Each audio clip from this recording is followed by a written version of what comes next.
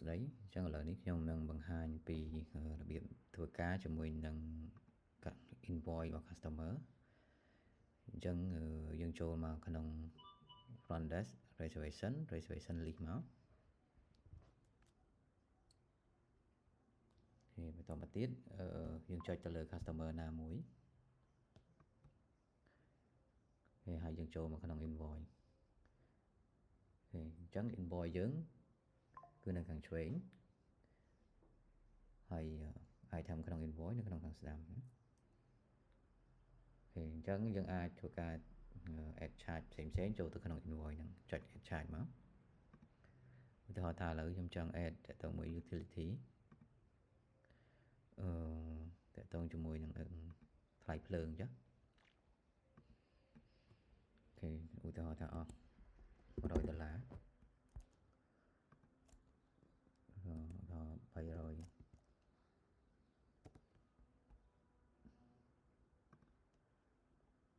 ខ្ញុំ add ផ្សេងទៀតឧទាហរណ៍ថាថ្លៃទឹកចុះអស់$10នេះ note មក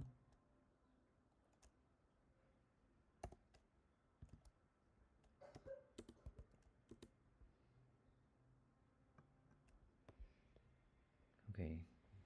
អញ្ចឹងយើងបាន add charge ចូលហើយយើងអាច print invoice ជូនគាត់បានចុច print មក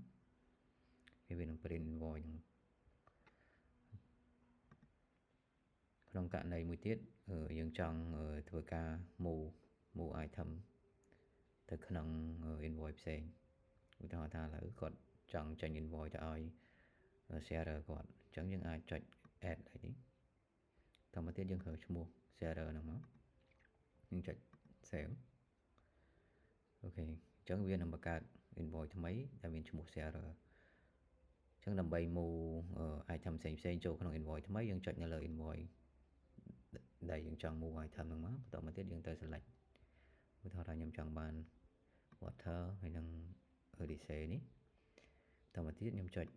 action move ហើយយើងទៅរើសតាក់ទងជាមួយនឹង invoice ដែលយើងចង់ move ទៅយើងអាច search ឈ្មោះក៏បានអូខេឈ្មោះធីតានេះអូខេចុច select មកយេអូខេអញ្ចឹង invoice ថ្មីនេះគឺមាន item 2ដែលយើងបាន move ទៅហ្នឹងហើយអូខេអញ្ចឹងយើងអាចធ្វើការ print invoice ថ្មីនេះជូនគាត់បានយើងចុច print នេះមកហើយយើងហើម៉ាស៊ីន print ហើយចុច print ទៅអូខេមួយទៀតតាក់ទងជាមួយនឹងការ add payment អញ្ចឹងដើម្បី add payment ចូល invoice យើងចុច select ទៅលើ invoice សិនបន្តមកទៀតយើងចុច add payment អូខេអញ្ចឹងយើងរើមកគាត់ pay តាមអី pay តាម bank យើងរើ bank មកវាចំនួនទឹកលុយគាត់ pay ឧទាហរណ៍ថាឥឡូវកាយបត្រគាត់វាអស់110អញ្ចឹងបើគាត់ pay 100យើងវាយ100មក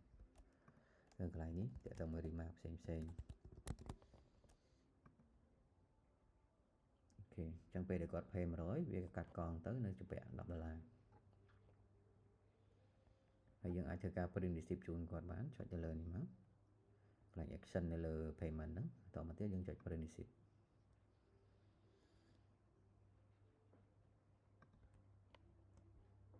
អូខេអញ្ចឹងការងារដែលយើងធ្វើការតាក់ទងជាមួយនឹង invoice យើងអាចធ្វើការ edit ផ្សេងទៅលើ item ណាមួយឧទាហរណ៍ថាឥឡូវ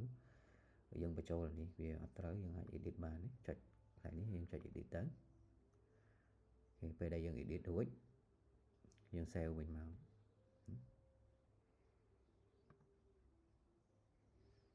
អូខេឬមួយក៏ item ណាមួយដែលយើងបញ្ចូលទៅយើងចង់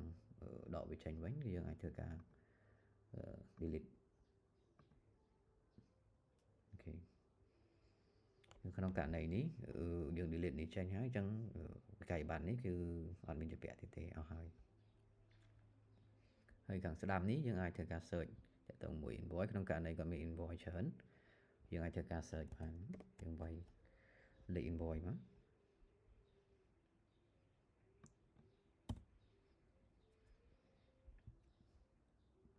អូខ អញ្ចឹងការធ្វើការជាមួយនឹង invoice របស់យើងមានប៉ុណ្ណឹងអរគុណច្រើន